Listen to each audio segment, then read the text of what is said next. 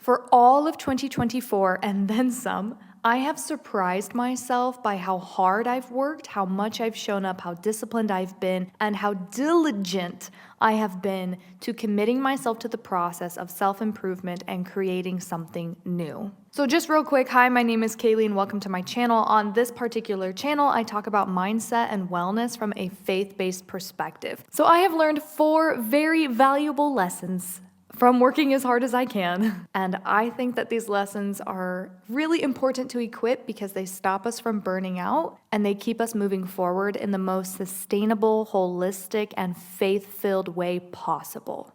Lesson number 1 is that basic health and wellness is crucial, essential, and solely our own personal responsibility.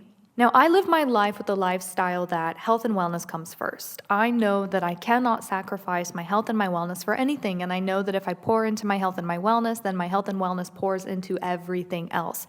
But I worked so hard this year that I started trying to take shortcuts around my health, and way too many times I prioritized my work over my health, and I didn't do it intentionally, but it just happened. I felt such urgency and I felt such commitment and such purpose in my work that it was easy for me to skip lunch way too many times. It was way too easy for me to ignore my body's needs and sit at my desk and work on my computer for way longer than I should have been doing without taking a break to stretch. So what I found in a season of working really hard, I needed to up my sensitivity and up my care of my health and my wellness in basic ways. I don't mean that I needed to completely gut my routines and create more complicated routines about health and wellness.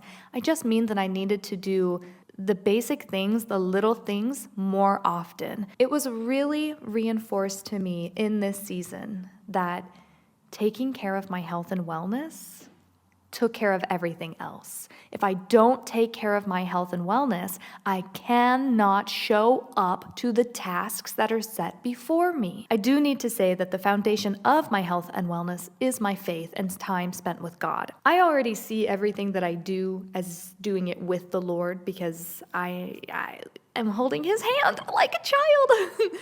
So especially when I'm going for a walk, walking on my treadmill, doing some stretching on my mat, prepping food in the morning so that there's bountiful food to eat through the day for my husband and myself, all of this is done with God. So faith is inside of this, and faith is the foundation of this, but health and wellness is intertwined with faith. It's built on my faith. Lesson number 2 is that rest needs to incorporate play. I think we all hear all the time how important rest is, but I was messing up my rest, okay? I know how important it is to rest. I love to rest. But because I was working so hard and wanting to do so much, I was subconsciously making my rest into something productive. Like, I was journaling, I was reading, I was listening to podcasts, I was watching YouTube videos, I was resting, but I was also trying to program my mind. My husband and I bought an Xbox, and he's been playing the video games, and he invited me to play Call of Duty with him, and I was like, So we played, and it ended up being the most laughter-filled, giggle-filled time that we've had in a really long time because we were just playing. We weren't resting by watching a sermon or watching an educational documentary or even watching a movie. I'm not really a big movie person all the time. We were simply playing. And it made me think about the verse that says that we are supposed to have faith like children. And I was like, I have a background working with children in play-based learning. How did I forget that I need to play? I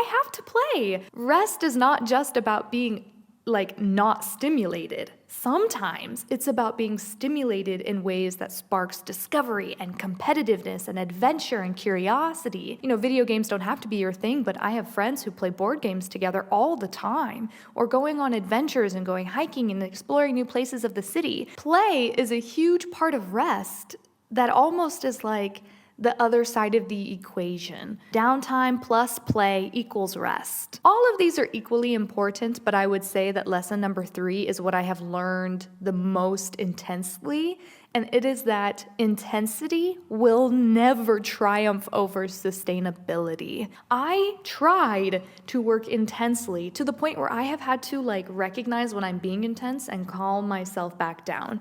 Showing up to my desk and showing up to my computer with intensity is not sustainable because the job is never done.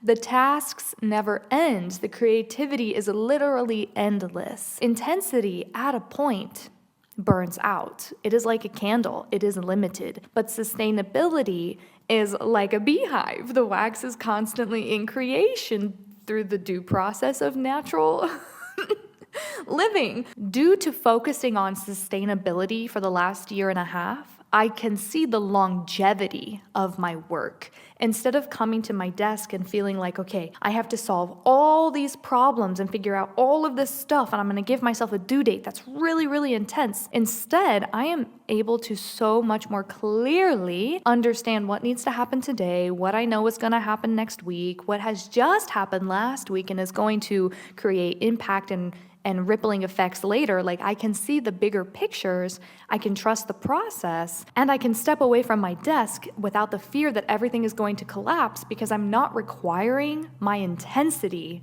to carry everything forward. First of all, my strength is in the Lord, all right? He is my refuge, He is my fortress, He is my refreshment. He is everything. Sustainability is walking with Him day by day, trusting the process, and showing up authentically and enthusiastically to what needs to happen today. Sustainability carries us forward. Intensity drives us into the ground. And I say that as someone who is naturally intense, okay?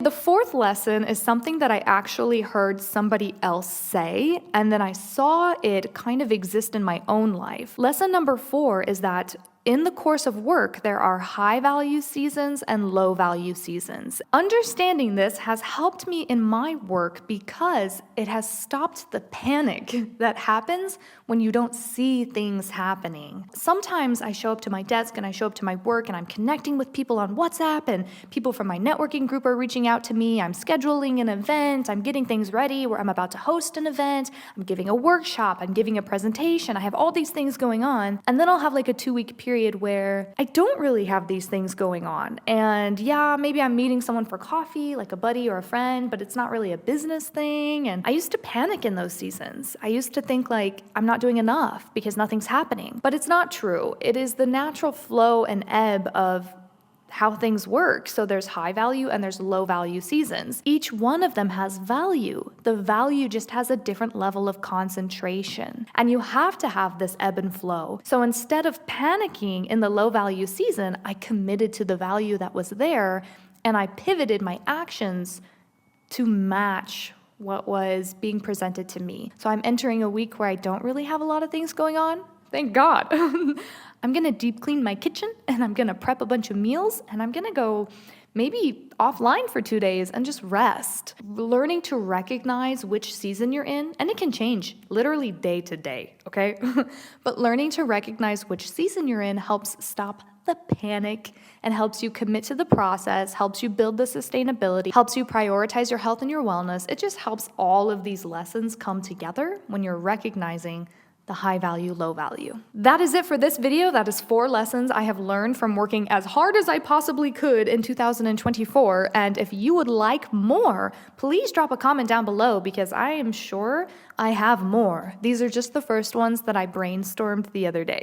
So thank you so much for watching my video. My name is Kaylee and this is my God-Centered Wellness channel where I serve my community with content about mindset and wellness and faith built on a biblical perspective. So if you enjoyed this video, please drop a comment down below. Please give it a thumbs up and subscribe to the channel. This really helps with the algorithm and helps get the content to people who are really needing it.